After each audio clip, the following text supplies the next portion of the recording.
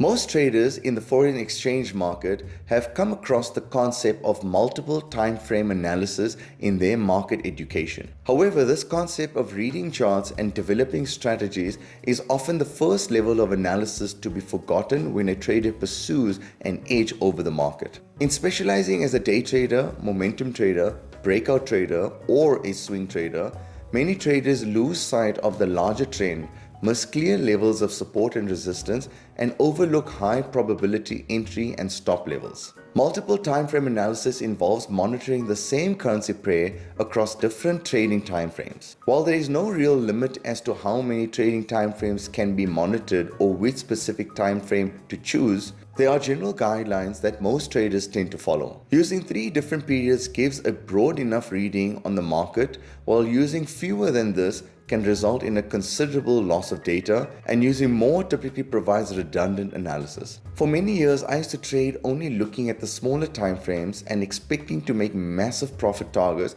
on the charts, which can only be achieved using larger time frames with larger stop losses. Personally, I analyze the daily chart. I try to understand what's going on in that time frame, plot my key levels of support and resistance. Then I go down to the 4-hour chart and do the same analysis on that time frame, followed by the hour chart, and once again I will perform my analysis on this time frame too. I try not to go lower than this, as the lower the time frame, the less reliable the price action is. By not paying too much attention to the lower time frames, I'm able to ignore the volatile moves on the 5, 15 and the 30-minute charts. Sometimes if I see price action going in the opposite direction as what I expected on the 1-hour or the 4-hour chart, my rule is to give precedence to the highest time frame. So if the daily chart is telling me to sell and I am in a sell position, but the 4-hour chart is telling me to buy, I would rely more on the daily chart in this instant, but not completely ignoring what the 4-hour chart is telling me. Have a look at this chart.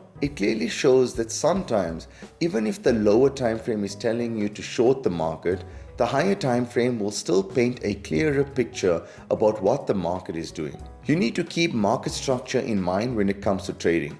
If you don't know what market structure is, then have a look at my next video where I'll explain this in a little bit more detail. If you have found some value from this video, then please consider liking and subscribing to my channel.